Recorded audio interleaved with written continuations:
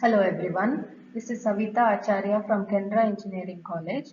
In this video, we look into the registers of ARM Cortex M3. Now we'll see the ARM registers.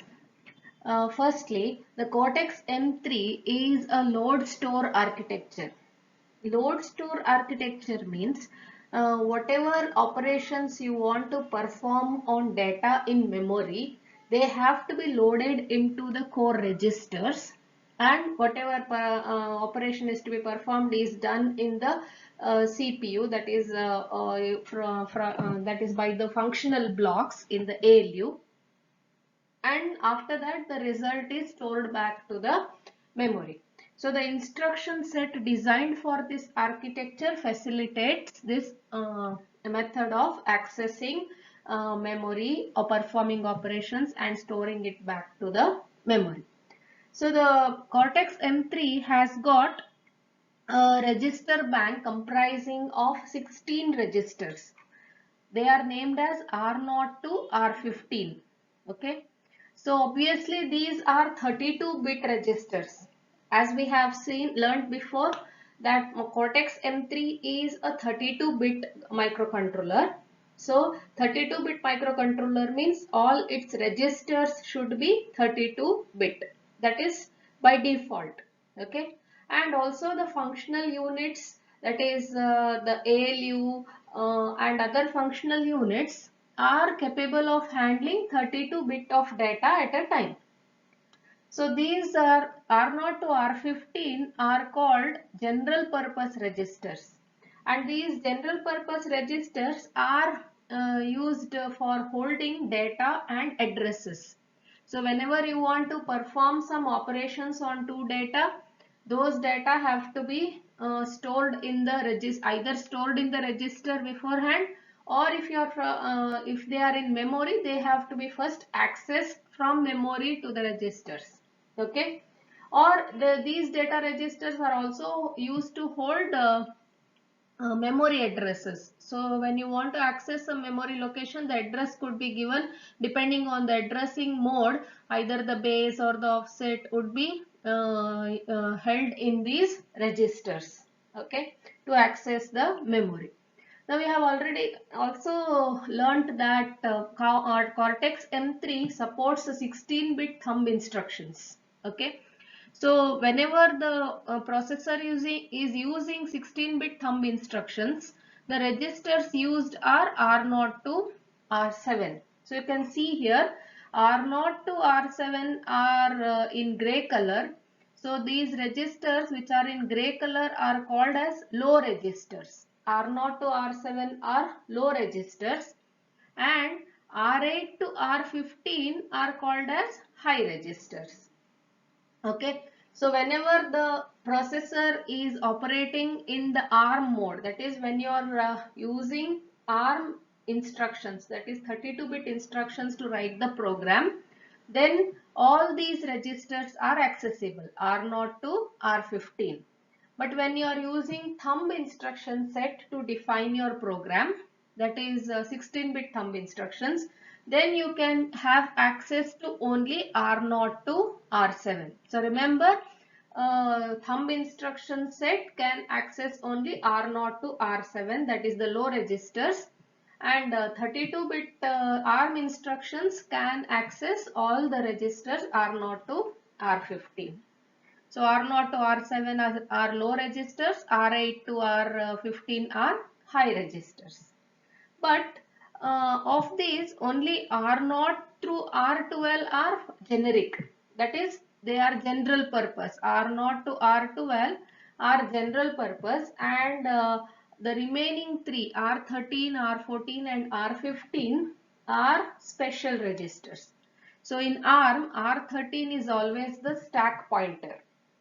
Okay, and R14 is the link register, and R15 is the program counter. So this is the set of registers supported in the ARM Cortex M3. So R13, R14 and R15 are the special registers. R13 is the stack pointer. So when do we, what is a stack pointer? Stack pointer is the one which is holding the address of the top of the stack. So stack pointer always points to the top of the stack. So as you know, stack is a section of memory, but it is last in first out structure, right? So stack pointer will be always pointing to the top of the stack. But unlike other processors, Cortex M3 contains two stack pointers named as main stack pointer and abbreviated as MSP, and process stack pointer abbreviated as PSP. The MSP is the default stack pointer, and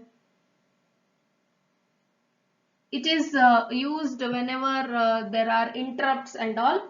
This main stack pointer only is used, whereas the user applications when with the user access level. So we'll learn about modes of operation in the later classes. So when there are user applications, then the process stack pointer will take over.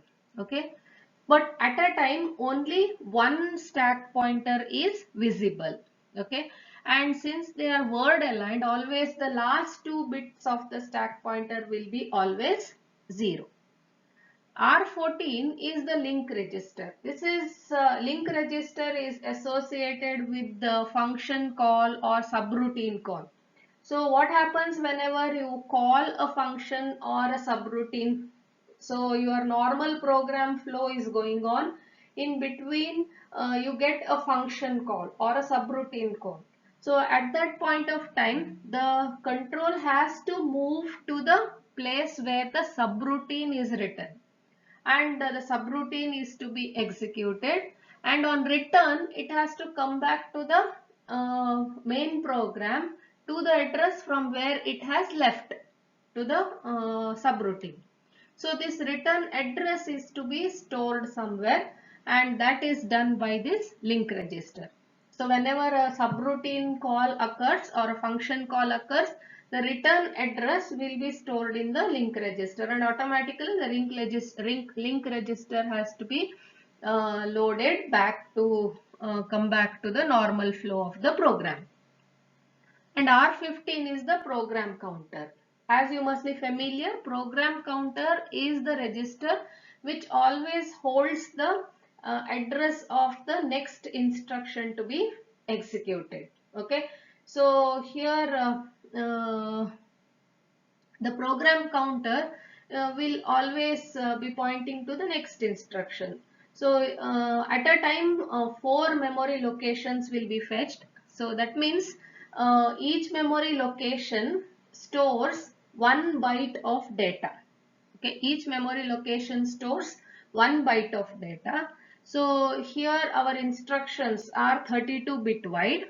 So once if you fetch one instruction, then 4 locations will be fetched. So that's why program counter will be always added by the next instruction to be executed will be 4 memory locations ahead. Okay, so PC will be always incremented by 4. Even if you are using thumb instructions which are 16-bit wide, 2 instructions are fetched at a time. Okay, so program counter can also be written to control the program flow. So when will be the program counter written? So that is to branch. Whenever you want to branch the program count, there are special instructions for doing this which we will come across when we are dealing with the instruction set. So this program counter can also be written to control the program flow. R13 is the stack pointer. That is one of the special registers, ARM registers. So let us assume this is the stack, and R13 always points to the top of the stack. the stack pointer always points to the top of the stack. So the stack is always a structure that is growing in the descending order. So it's a last in first out structure, LIFO structure. So after the initially the contents were filled till here, so R13 was pointing to the top of the stack, which is this memory location. Okay. In assembly code, push and pop are the two instructions that is used to access the stack. So push R0, that means the content of R0 is having some value. That value is to be pushed on to the stack. Now stack is pointed by R13. So initially it is pointing here, till here the stack is full. So now I want to push a new 32-bit value which is there in R0 to the stack. So to hold this, first the stack pointer is decremented by 4, that is R13 equal to R13 minus 4. So it was initially pointing here. Now minus 4 means 1, 2, 3, 4. Now R13 will point here. Now new R13 will be this one. Okay. And to this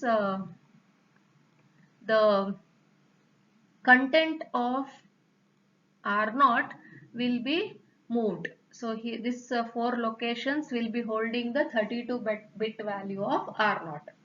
Now the opposite operation is pop R0.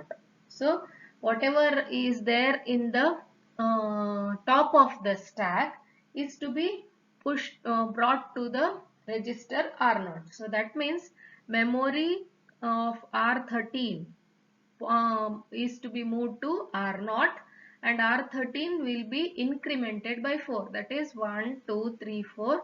So again after the pop operation R13 will be pointing to this location. Okay.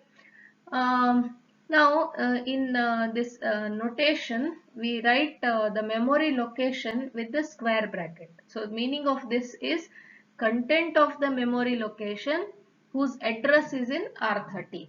So we want, in this case push operation, we want to move the value of R0 to the stack memory. So the stack pointer is R13, the address of the top of the stack is there in R13. So content of the memory location pointed by R13 is represented as square bracket R13. Same here. Okay. The link register R14. Okay. Now it can be accessed in the assembly code as LR or R14 as well. So here our link register is usually used when you have to call a subroutine or a function. So the return address will be stored in the R14 or the link register. So here is a piece of code which demonstrates this. We have a main program and I say BL function 1. Now BL is branch and link. So this is used for calling a function 1 using branch with link instruction. So what does this instruction do is, the program counter will get the starting address of function 1. Correct. So when the function is called here, when the function branch is executed, next the control should move to the point where the function is written. So the instruction to be executed should be always, the address of the instruction to be executed should be always held in program counter. So program counter will be updated to the address, starting address of function 1, and LR, that is the link register, will be assigned the next instruction in main. So BL function 1 is here. So after this function 1 is executed, the control has to return to the next line of this in the main program.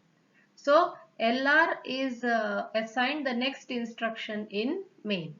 So next the function 1 is somewhere here, written here, and you have the code, program code for function 1, and at end of the function you write bxlr. So branch, this is return, okay, LR. So it will return to the address which is held in LR or the link register. So right now link register is holding the next instruction after this function call. So the control will come here and continue to execute.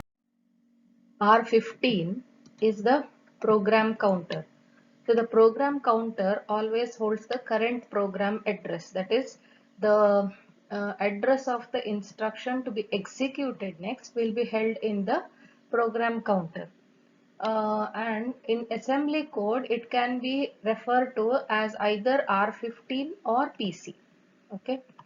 Uh, and this register can also be written to control the program flow. This is done by special instructions.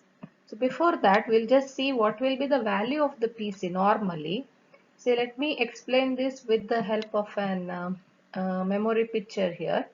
So as you know, the address bus is 32 bits wide. So it is capable of addressing 2 power 32 locations of memory, and each location of memory can hold 8 bits or 1 byte of data. Our instructions are 32 bit wide. Say I'm talking of ARM instructions. So if one location is capable of holding 1 byte of data or 8 bits, 32-bit instruction will occupy 4 memory locations. Okay. So one instruction takes 4 memory locations, 4 locations in memory. Now, if the program counter was initially PC, say let program counter is pointing to this location initially, on one instruction fetch, that means when one instruction is fetched from memory, four location will be fetched because one instruction is occupying 4 locations. So as you know, the program counter will be holding the address of the instruction to be executed next. So initially if PC was pointing here and this instruction is fetched, so the next instruction in the sequence to be executed will be at PC plus 4. So now your PC will be updated to PC plus 4. So this will take understand this with an example. So suppose that we have one memory location 0x1000, and there is this one instruction. Okay. 0x100 is a address in hex. 0x stands for indicates that the number that is proceeding following is in hex, hexadecimal number system. And as you know, one hex digit corresponds to 4 bits of binary. Okay. So actually the address, so 32 bits means it will correspond to uh, 4 into 8, that is 8 digits of hex. Okay. So the initial 4 bits are skipped here. So it is actually 0x00001000. Okay. Now the instruction here is move R0, PC. Even though we have not come across assembly instructions, it is self-explanatory. The first operand is the destination and the second operand is the source. So move is to data transfer. The meaning of move is to data transfer. So this instruction says move the contents of PC to the register R0. So when this instruction is being executed, which is at 1000, the program counter should be having the value of the having the value of the instruction which is to be executed next. I mean address of the instruction which is to be executed next. So here is the result of this instruction, result after execution of this instruction, that is R0 will be getting 1004. So 4 memory locations ahead of this will be the value of program counter, which I have now, this instruction is actually moving the current program counter to the register R0. So I have put a semicolon here and shown you the result. Semicolon, whatever follows the semicolon will be treated as a comment. Thank you.